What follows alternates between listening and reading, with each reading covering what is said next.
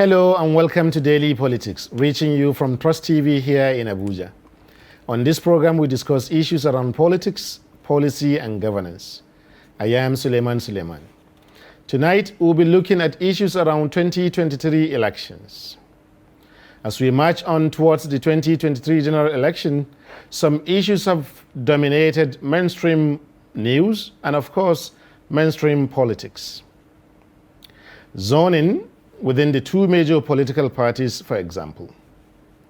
It is not clear how this issue is shaping both parties at the moment, but what is clear is that zoning remains a thorny issue in both APC and PDP. Another issue, of course, is particularly the APC convention, which has been slated for February 26th, but we don't know. Will it be extended again? After all, it was February 9th earlier. Then there is also the possibility of stalemate over the signing of the Electoral Act, the Electoral Act Amendment Bill, which is now over 8 days in the President's office. But we don't know. Will the President sign it? Or will he return it again to the National Assembly? Or are we going to have another 2019 when the President delayed the signing of the Electoral Act Amendment Bill until the very last minute? And to complicate matters further, there's been talk about the emergence of a third force. This third force political movement wants to change everything by wresting power from the two dominant parties. So Nigerians are asking, which is which? Joining me to discuss these issues are architect Waziri Bulama, who is a fellow of the Nigerian Institute of Architecture, a chieftain of the APC, and a former national secretary of the party. You're much welcome, sir. Thank you very much. Thank you. And also with me is Dr. Farouk Bibi Farouk, who is a former national youth leader of the People's Democratic Party and presently a lecturer in the Political Science Department of the University of Abuja. You're much welcome, sir. Thank you very much. Thank you. Welcome to Daily Politics, gentlemen. And we hope that representing the two dominant parties in the country will have enough of JoJo between the two. But it's a program meant for political education and political information rather than getting people angry without addressing the real issues. Thank you. But before we move on into the program proper, we'll take just 1 minute and we'll be right back. Stay with us.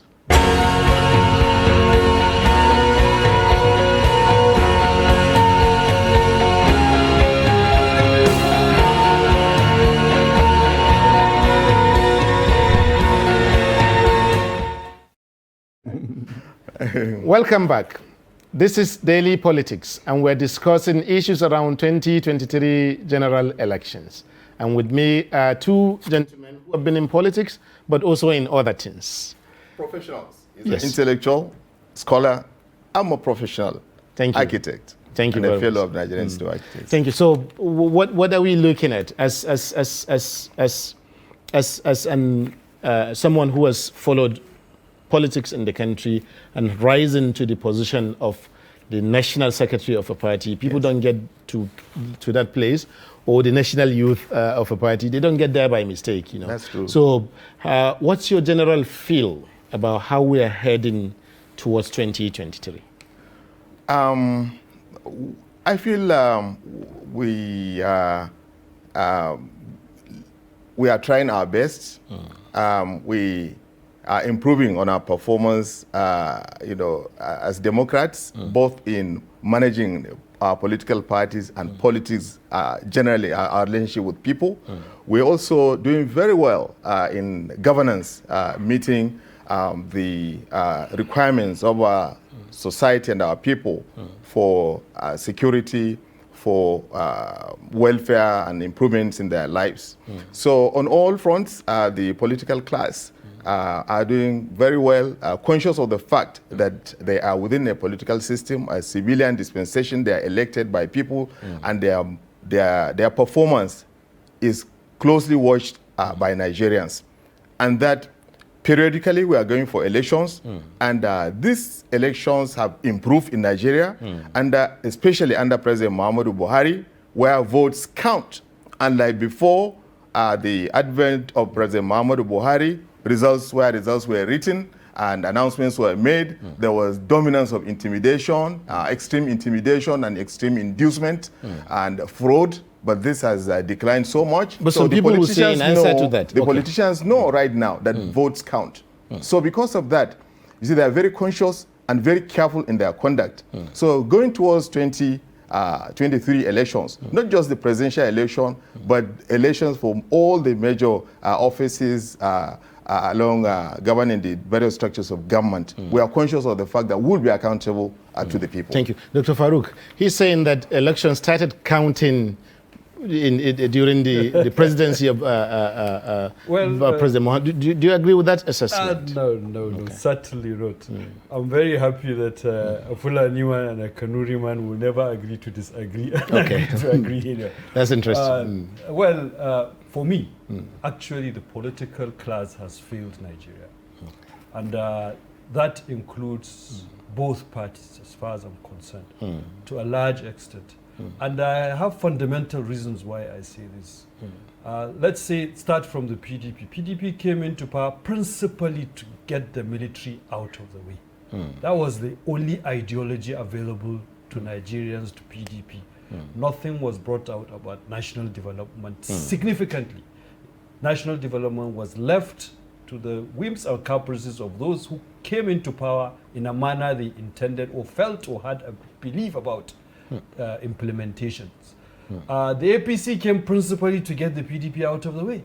And there is nothing in the APC that explains any issues of national development. They argue about infrastructure. Nothing was planned in APC. Everything happens just impromptu.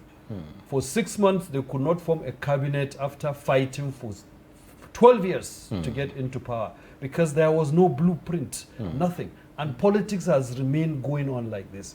And I think Nigerians have realized that there is problem in PDP, there is problem in APC, and they are trying to find a way out. For me, most Nigerians had it better under PDP, but are not having it good under the APC economically and security-wise, including other factors like corruption and so on. It's glaring, it's clear. But whether the APC can continue with the manner in which they could mobilize and be populist enough to keep the PDP away, or Nigerians will go back to a PDP that was not 100%. I'm not too sure. That's okay. So I will just allow the two of you to address the claims and the counterclaims of each other about each other's parties, you know. But part of the developments is that the PDP as a party, they've been able to do their convention. Whatever the issues are involved, they've completed a successful convention, you know, and they now have some a working NWC in their party, and supposedly, at least, they are preparing towards the 2023 elections. But that of the APC has been like more or less like a ball, you know, tossing it forward until now we have it coming on February 26. What has been going on? And is there any hope that you're going to have this convention? Because as a ruling party, if you don't have convention, the political space does not open up for other participants. We are having a convention on the 26th of February, and that date is sacrosanct. The party is planning towards ensuring that that convention takes place on the 26th, and so we are also having our convention, and we'll soon have de facto elected leaders to take over from the caretaker convention planning committee to manage our party towards the 2023 elections. So there are no doubts about this. The peace committee, the Abdullah Senator Abdullah Adamu committee, the reconciliation committee, has said that they would like the convention date to be shifted forward, so that they can reconcile the various warring factions within the party before the convention is held, so that the convention might not cause even further disaffections within the party? No, you see, the convention will not, even though that is a view expressed by the elder statesman, Senator Abdullahi Adamu, who is highly respected, in our party. Certainly. And we commend, of course, the enormous effort he's making at reconciling and appeasing aggrieved persons and parties in our party. Nonetheless, the convention is still going to take place. Efforts at appeasement and at bridge building and reconciliation will always continue in the party before the convention and after the convention. This will continue. But let me say this, that the convention, like all other meetings of organs of the party, requires only 1/3 quorum to hold. So the fact that there are misgivings and ill feelings and crises and in a few states will not affect the legitimacy, of the convention, since the quorum of only 1/3 is required to hold the convention. That does not mean, though, there is any deliberate act to exclude anybody, any delegate, any state or any party from participating in the convention. But what leaders are committed to is the fact that we have this February 26th convention date, and we are planning towards it, and we are going to hold it, and we are going to have elected leaders to take over the running of the party, and they will continue the process of internal activities, internal Thank you. peace building. Thank you. I will come back to that issue of 1/3 quorum and the significance of it, because it may be legitimate, that's one thing, but what about the political consequence of it, if you have only 1/3 of the quorum making the convention? But we will come to that. So, Dr. Farouk, this is for the PDP. There are feelers that, the APC were waiting to see what the PDP would do, or even vice versa, that the PDP were also waiting to see where does it mean that the APC are recognizing the power and strength of the PDP? That's one. And also, having a successful convention is not necessarily the same thing as being, significantly prepared to wage a political battle against a ruling party in Nigeria.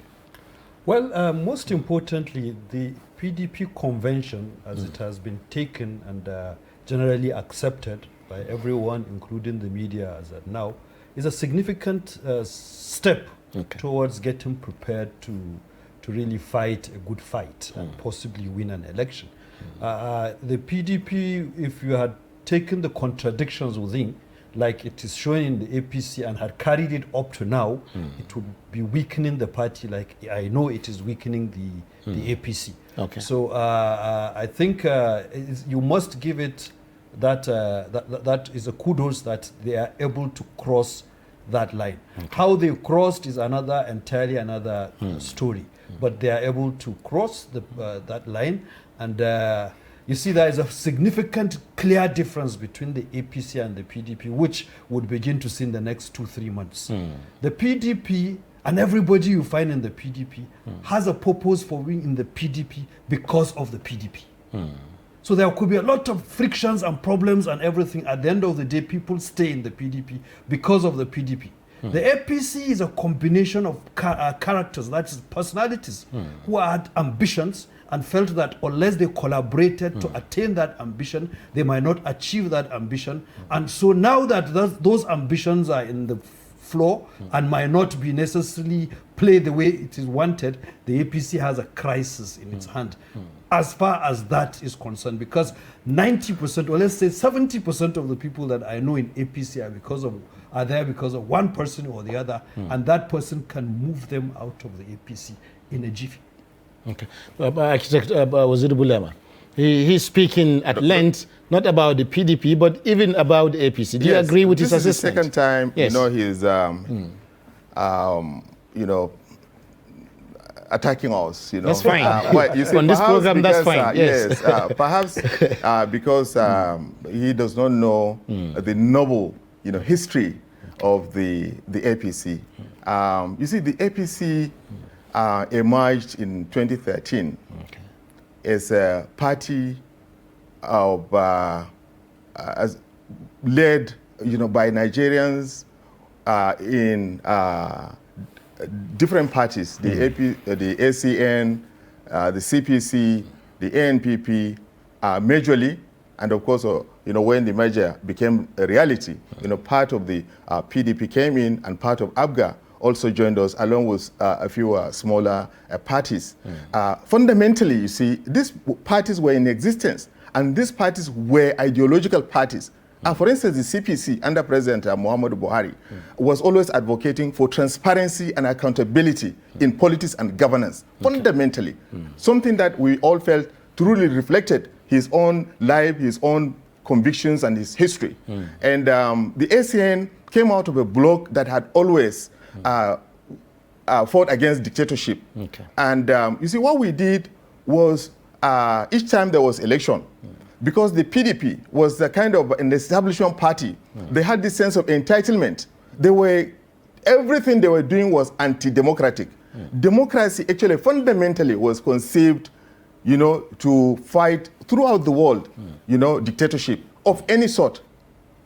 And because of that, the rules carried in the Nigerian constitution about this multi-party presidential system, as well as the rules in our parties, always talk of the power of the people. But under the PDP leadership, which Nigerians eventually saw clearly as of 2014, impunity at its peak, because the leaders were just giving directives for candidates to emerge. They were using the institutions of the levers of government and power to enforce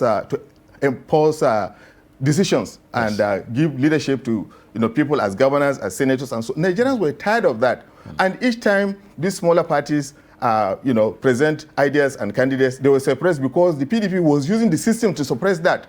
So in 2013, what we did, in 2012 and eventually 2013, we decided to abandon identity politics, to fuse into a major national ideological left-of-center party that brought up the PDP. Its commitment was to ensure that votes count, that Nigerians have right to decide who governs them and how they are governed. We wanted to empower Nigerians. We wanted Nigerians to take the power in their hands to ensure votes count. We wanted to promote accountability and transparency, and this is what we have been doing under this government. And indeed, if you can allow me, honestly, in terms of politics and in terms of governance, we have contributed immensely towards ensuring that institutions in Nigeria perform and function. The judiciary is much freer and independent today. INEC is much more freer and independent today. The other apparatus, especially the security apparatus, they don't interfere. In fact, in the last election, I was the Deputy Director General of the presidential campaign in charge of coordination. The president told us that nobody, 2 months before the election, he announced that anybody who carries government money into this campaign will answer himself. He's not going to be behind it, number one. Number two, the president said that anybody who snatches ballot boxes... But is that evidence that there was no government money in the election? Because a presidential directive is one thing. Do you have evidence? Reality do you is have another. Evidence? No, I'm just asking a question. Unlike before, I'm just coming, please don't interrupt me, you understand? Go ahead. The security agencies were told to apprehend anybody who snatched ballot box, whether that person is APC or not to talk of whether it's the opposition or our own party. So this election was done in a way that was free of fear, free of banditry. And elections kept on improving in the country since then. And the judiciary kept on giving judgment, adjudicating and giving judgments regardless of which our party is involved. So these are improvements. Yes. And in terms of governance too, there has been much more transparency in governance because the president signed the automation of the entire financial management system of government since 2015, since he's coming. And he has not been interfering in who gets what and who gets what not, and the system is free and they're working. For example. My goodness, you see, these are the things that Nigerians rejected. So these are the things that we are doing, things to meet the expectations of Nigerians. That's why we got elected in 2015, we got re-elected in 2019. I have to stop you there now. I have to stop you there now. So, Dr. Farouk, we can go beyond these issues because there are many other issues as we march towards 2023 elections. One of them is zoning. Yes. particularly for the PDP. Yes. It appears that zoning is a more sticky issue for the PDP than even APC. First, because PDP has a history of zoning or of conflict of zoning within its party from 2011, even 2007, and then 2011 and 2015 and so on. So that one is there. But also this time around, you have Southern Governors Forum coming out to say that power must shift back to the south. Now, out of the 16 governors that PDP has, 10 are from the south. The other 6 are from the north. So what are we looking at in the PDP? Is it that they're going to zone the presidency to the north, to the south, and then what happens to the rest of the country? Like you said, zoning is a very intricate issue. It has a history that we tend to forget. Zoning actually started in the Second Republic. Okay. It was NPN that introduced zoning. Actually, the southeastern members of the MPN came about in asking the party to ensure that after the northern candidate had spent his time, it will be a southeastern candidate. And that is clearly because of a political calculation that was very good at that time, because the Civil War was just about 9 years past. It's difficult to bring a Southeasterner after the Civil War and sell him to the rest of Nigeria. Then the politics of the First Republic has showed the two groups that the Southwest would always stick to opposing the center. So I think those determined why the northerners of the MPN accepted zoning from the presentation of zoning from the southerners of the south. In the Second Republic. In the Second Republic. That was carried into the PDP as a gentleman agreement. Okay. Efforts were made throughout the times of Obasanjo to document it and make it a constitutional provision. It went into the extent of being a constitutional provision, only saying that allow offices to be fairly, just like federal character, spread. But if there is decisions taken from north and south, you should take decisions on offices about north and south. Nothing more sacrosanct like power must be given to this place and must be given to that place, apart from that gentleman agreement. But PDP is clear about it, more clear actually, tried to document, has a history of it, accepts it, and works towards it. The major problem with PDP now is they adopted zoning, but zoning was not adopted by God. Because in the end of the day, those who felt they were conceding to allow zoning have had only 2 years of power in 20 years, or less. You understand? So that now comes to the question of morality. Okay, are you still, because of zoning, going to give back power to a place? You're saying that within the PDP, the North has had power. Only Yar'Adua. Okay. as So far Buhari as is the not part PDP of that concerned. framework. Okay. Yes, as far as the PDP is concerned, and everybody in the party fights for the party. Okay. So if PDP members now say, okay, there is an ATR of Buhari, but he's not an ATR of PDP. For example, although Buhari has been so generous that the bulk of the PDP people that we felt were actually dictatorial are the major players of the APC. Okay. Abdullah Adamu is a key witness. You are the man that was just praised, Abdullah Adamu. He was the Grand Vizier of third term. Under PDP, we had to fight Abdullah Adamu to a standstill on third term in PDP, but he's now the major promoter of APC democracy. So there is that conflict in Nigerian politics, which is bringing the third force that we'll talk about. Okay. But this is the situation now. But in APC, there is no clear position. But there is position. No. You see what they are doing is, you can see that their candidates let me are cut you short. coming Just from a particular place, let me cut but you they are short. not accepting zoning. Why are all the chairmen let me coming from a let me particular cut you short, because And there is no issue of zoning. the APC also has its own zoning issue. It also has its own Not zoning documented. problem. Maybe it's not as strongly documented as in the APC, because it's a newer the PDP, because it's a newer party, than the PDP. But you also have a situation where right now some governors in northern Nigeria, for example, are saying, have come out to say that power within the APC at least must shift back to the south. The governor of Katsina State is on record. The governor of Borno State is on record to have said that, whereas others are saying it's an open field for everyone, just like in 2015 and 2019. But at the same time, however, when you hear people declaring Tinubu or people pushing people to come and declare, such as in Ron or Simbajo Ron and all that, you have not seen a a northern candidate being pushed to come out and run for the presidency within the APC. So what's going on? Is it zoning without saying it? You see, our party is a party that deliberately, consciously abandoned buried identity-based politics. Okay. Politics based on region. Geography, creed, and race and ethnicities.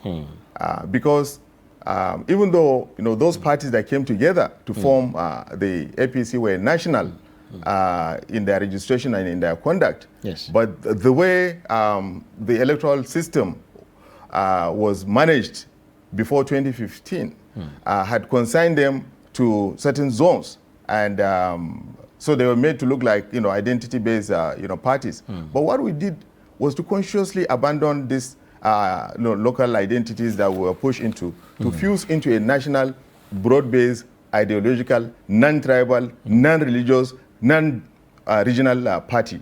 So in this party, we're a family. We're in control of 22 states. We all answer our name APC. We all under the leadership of our respected leader, President Muhammadu Buhari, GCFR, and we are a family.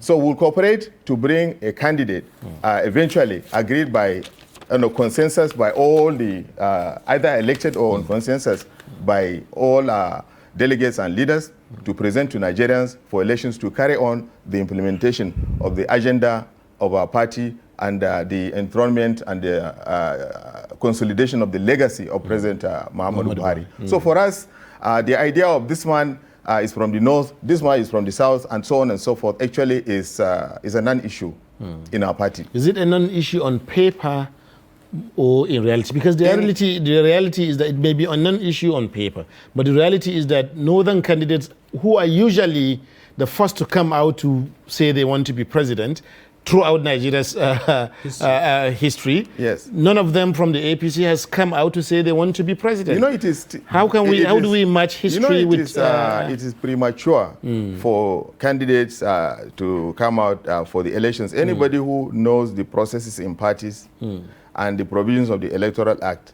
will not, for instance, come out openly like this so early. So there may be many other candidates. Yes, there may be many other candidates and so on. Now, even referring to the convention of the party, yes, because the mapping of positions called zoning, allocating or positions to the various zones and the states has not yet been released. There are many candidates who are lacking in the shadows. Are from the North Central. Many of the candidates, the point is that these are preemptive. Is that an indication of something? Well, the point is these are ideas that exist, or notions or beliefs or wishes that people have, but the zoning is not yet out. So because of that, there may be probably many more candidates or aspirants coming out from the various zones to run for positions and so on. So for me, I think that is indicative for now of the situation, rather than a pointer to the direction in which the chairman will come or the president will come. Thank you. So I think maybe we'll be taking a break shortly, so then we will continue. There are still other issues, the Electoral Act that is refusing to go away, and the possibility of a third force, which many Nigerians are keenly interested in. But thank you, viewers, for staying with us through the middle of this program. We'll be taking just a short break. When we return, we'll continue with discussions around issues defining 2023 elections so far. Stay with us.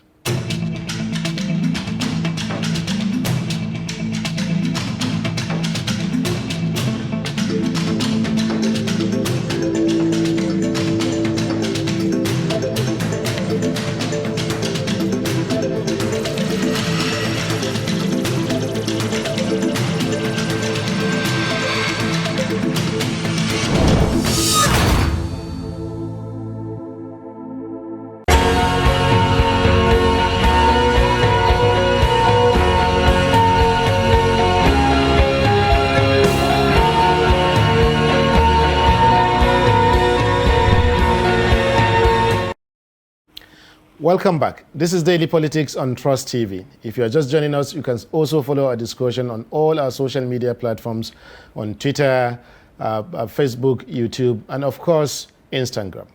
With me, Architect Waziri Bulama, who was a former National Secretary of the APC. Yeah. You know, I mean, if you know, that's a good thing, isn't it? Well, if I said it fully, that a former National Security Advisor, you should say I mean to that, isn't it? It can also go. That's after all, you're from the Northeast, you know, so that should be. And also with me is Dr. Bibi Farouk, Dr. Farouk Bibi Farouk, who was former national youth leader of the PDP. Thank you once again, gentlemen, for being with us. So, the almighty issue, Electoral Act. Yes.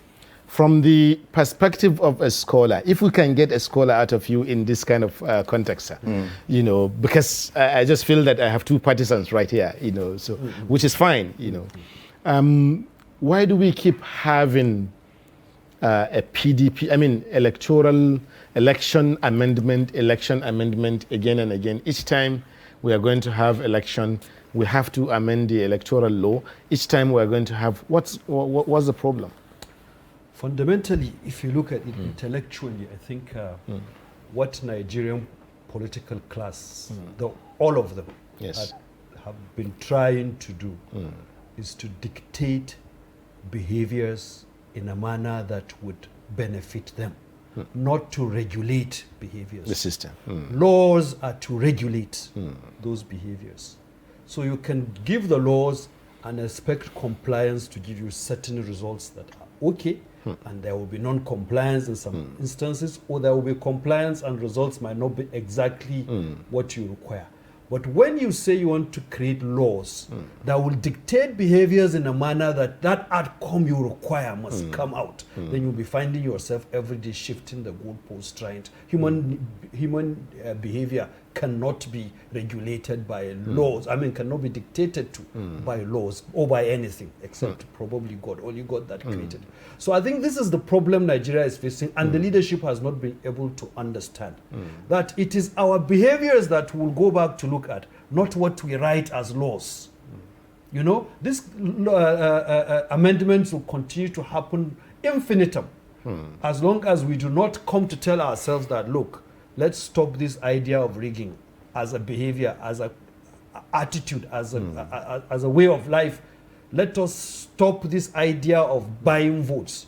Let us stop this idea of getting elected through the barrel of the guns. There has never been a time that Nigerians have faced election through barrels of the guns like this last 10 years, last 8 years. Yes. Because we have seen state governors bring out armed people to take over elections, and they got the judiciary to accept what they did. They got the INEC to accept what they did.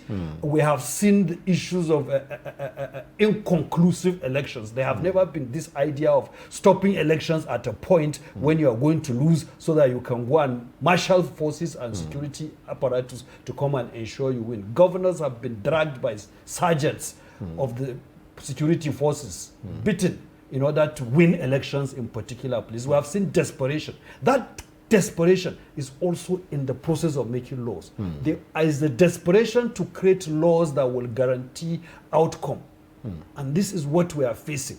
This National Assembly and the presidency can give us a law in 3-5 days because they have a majority. They are from the same creed and party. They have the same way of thinking. If they are not scared of anything, and they can amend any law they make anytime if there is a real issue. Because we have seen the president amend laws he has passed in a week. The PIA law was amended in a week. Constitution, budgets are passed. And let me bring the architect into he's not this happy with it, and he's coming for amendment. What is wrong with amending, with passing an electoral act and looking for if there is any serious issue in the future to address? Architect Waziri, he's talking the simple translation of what Dr. Farouk has said is that it is selfish interest by many different elements that are part of the process of passing a law. This is the main reason, or the only reason, why the Electoral Amendment Act has still not passed up till now. That points all fingers to your party. Well, let me say that, these laws, the first two statements he made about, laws regulating, behavior and so on, I quite agree with that.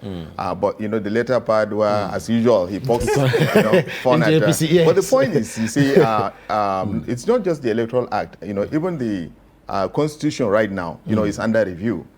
Because these laws, when they are subjected to practical life, you find lacuna, you find imperfections, you find shortcomings and omissions, and then the laws are updated from time to time to meet up to reality. This Electoral Act, for us, reflects a push towards transparency and accountability that President Muhammadu Buhari and all the leadership and the project that he has headed since 2021 stands for.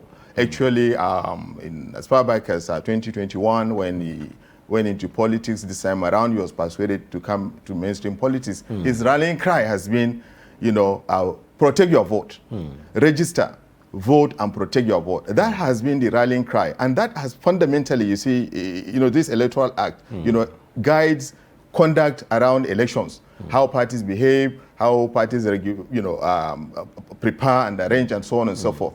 So we have,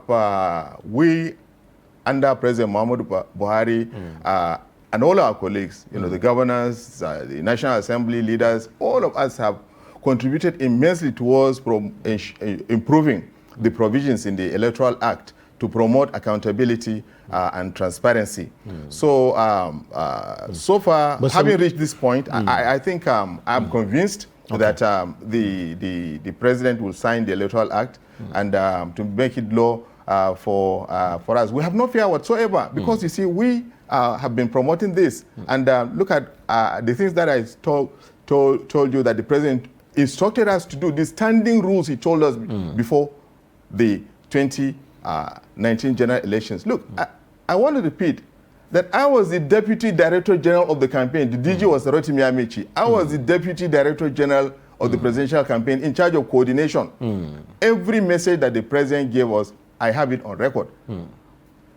Ensure that you don't bring in slush funds, take money anywhere, it was there. Ensure that you don't use force anywhere, force or violence. He also told us, don't use bad language. After we won the election, he said, don't gloat, don't, over-celebrate and do anything that would spoil Nigerians' heart. You understand? These are all decent ways of doing things. President Muhammadu Buhari stands for decency, accountability, honor, and that is actually what we've all been promoting. And he is going to sign this Electoral Act to improve electoral conduct in the country. Thank you. So the expectation is, thank you very much on that. The expectation is that the bill that has now been retransmitted to the presidency contains provisions that say, okay, yes, we can have all three methods for electing candidates. Direct, indirect, consensus. And consensus. But this time around, consensus should be written by parties to the consensus. Yes. So if all three of us were contestants and we agree that, okay, we leave it to you, to the doctor or to the architect, then the remaining two of us will have to write, put it in writing that we have accepted that you are this. So, and people are saying that this is to cut the wings of governors where they will say consensus, whereas they actually impose candidates across both parties, not just APC or PDP. Indeed, the PDP is known more for that throughout its 16 years in power than the APC now. So what a statement from you? No, that's fine. And it's a fair statement, which can be verified factually. So to what extent is that delaying the signing of the bill? Because some people are saying that governors don't want that. Well, let me say that I think there is deliberate effort to frustrate the signing of this Electoral Act because of the good things that are in that Electoral Act. And that effort is led more by the governors of the APC, but supported by other governors who are beneficiaries of the bad things that are in the law, because they are also a group. also taken into consideration the internal politics of the PDP, where a very strong candidate that feels he can buy his way through direct election has control of members in the National Assembly, brought in the idea of... Who is that member? Who is that? Tinubu. Okay. And Tinubu has a lot of Tinubu is not in the influence. PDP. No, I mean, I'm telling you about what is happening with the present electoral act. This is what is the problem that is getting them to come together to frustrate the electoral act for one flimsy reason or the other. The reason you said about a consensus that everybody must sign is not a big problem. He has run a party. I have been part of a party. Sequential administration would solve that problem. You just say, okay, we have sold forms to you. You have bought intention and you have bought forms. Now you have 1 week or 2 weeks Just or 1 1 month minute. in order for all of you to come back and agree whether you have a consensus candidate or not. If that time span passes, it is over. Then we must go and do either direct or indirect election. You have given that opportunity for consensus, and if it fails, so those that have the power to influence, politics is about influence. There could be influence enough in certain constituencies that people would agree to come within that 2 weeks or 1 month based on what the electoral guidelines or the party are and agree to a consensus and right willingly. But there will be not, this is not very common with Nigerians. But there could be an instance. And if it is not common with Nigerians, why insist on it? You can come in now. Yeah, you see, actually, at the moment, you see, Yes. I don't think there is any governor, Okay. either openly or not, that has come out to comment on the latest amendment to the Electoral Act, where the amended Electoral Act, and we have not yet seen any caucus or any gathering or group that has come out to talk against the latest, amendments done by the National Assembly. But to add to that, the conditions that were added to the decision on zoning actually is there in the APC constitution, is here in our constitution. So it's nothing new. That if, for instance, maybe 10 candidates are contesting for an election, either to a party position or to an electoral, slot, the fact that all of them should be asked to participate in arriving at that consensus is there in our constitution. And this is done in order to promote transparency, accountability, fairness, and justice, and openness. So there is nothing new.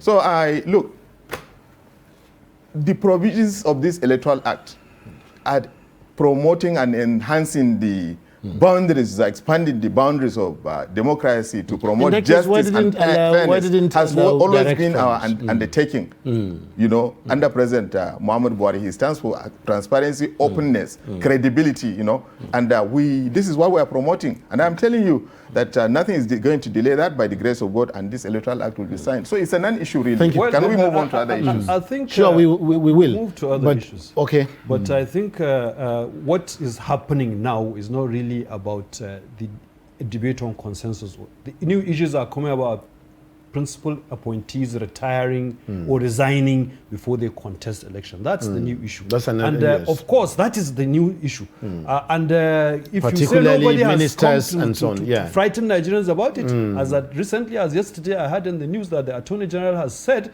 that if these new provisions of the law are in selfish interest, which we do not, when a principal person like that calls selfish interest, we assume he has seen selfish interest. Okay. And Nigerians are very sensitive to this thing now, and I think APC should understand, the leadership should understand. Even if they want to change something, sign this thing and go along, because it's just like the subsidy thing. Thank you. That part in particular, Yes. that if you are a commissioner, Yes. or a minister, Yes. or head of an agency or department and so on of government, Yes. someone in an appointative position, Yes. rather than elected position, Yes. so that this one is to cripple the Abuja guys, particularly, in the federal level, but also the people in the state capitals at the state levels from contesting, that you are required to resign your position for 3 months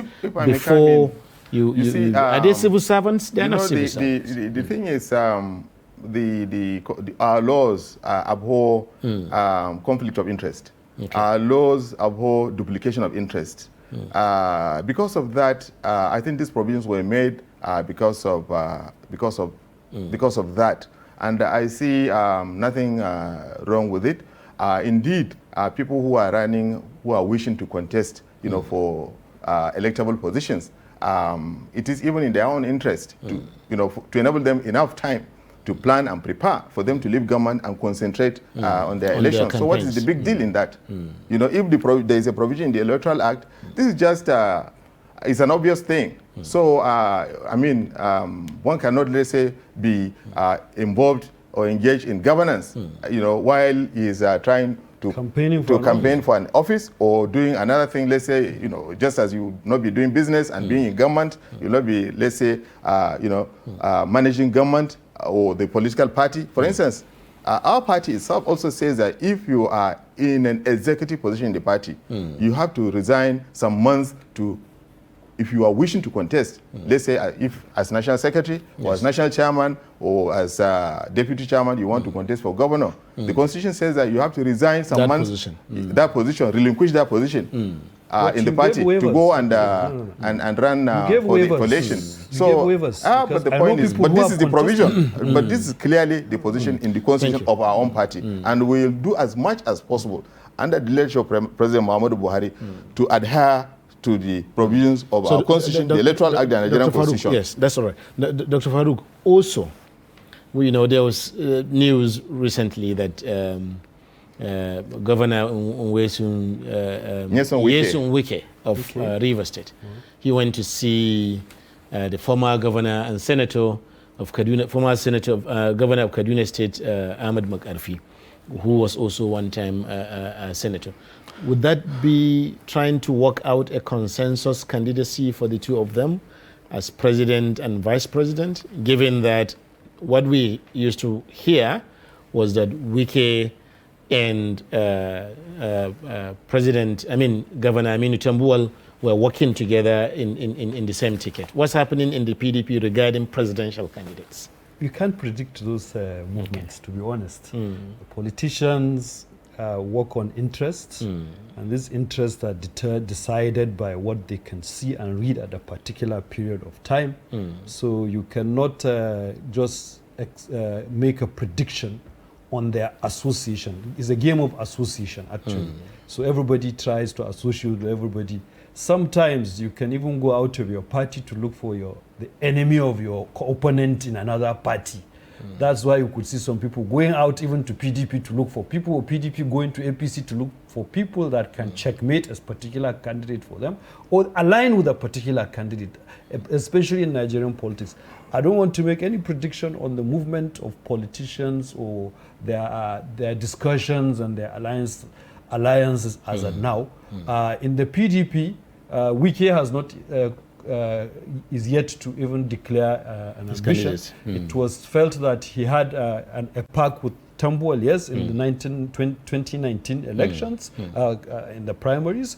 Those are all projections that could be true, but you cannot put your hands on them until, if you look at so many things that have happened in politics, until the last minute, you cannot make a prediction. Actually. Thank you. So, Architect Waziri, we will be giving you the last minute of the program. Usually we start on the left and end, on the right and end on the left, but we'll be giving you the last minute of the program. At least one person in the APC has declared their interest in vying for the presidency of Nigeria. That's Chief Bola Ahmed Tinubu, former governor of Lagos. So, does that change anything within the APC? Is he the kind of candidate that can win election in a way in which, or is he a candidate that the PDP can defeat with ease? Well, at the moment, he's not the only one that has declared to run for president. Already, Engineer Umuehi of Ebonyi State has also declared. True. Rochas Okorocha, Uzokalu. Owele, yes. Ananyo, Dr. Senator Rochas Okorocha has also declared, and quite a number of others have, our brother Oji Uzokalu has also clearly come forward. Yes. And there are many other, capable, as possible candidates, you know, in the APC in the south as well as in the north central and as well as the north.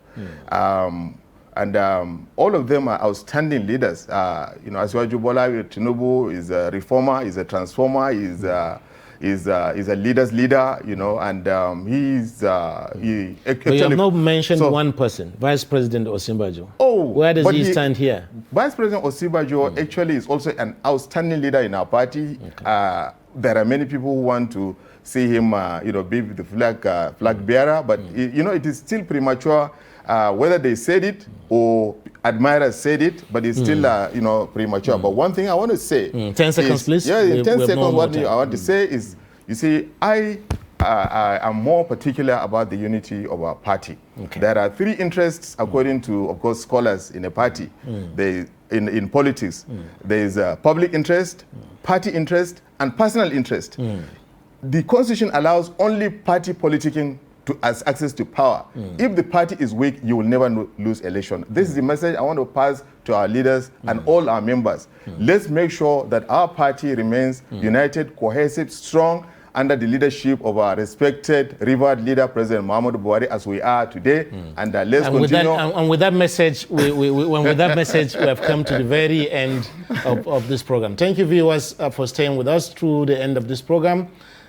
We hope that you'll be with us again tomorrow when we meet again to bring you another edition of Daily Politics. I am Suleiman Suleiman. Thank you, my very Thanks, interesting discussant. Thank you very much. It's been an interesting Thank you. So thank you and good night.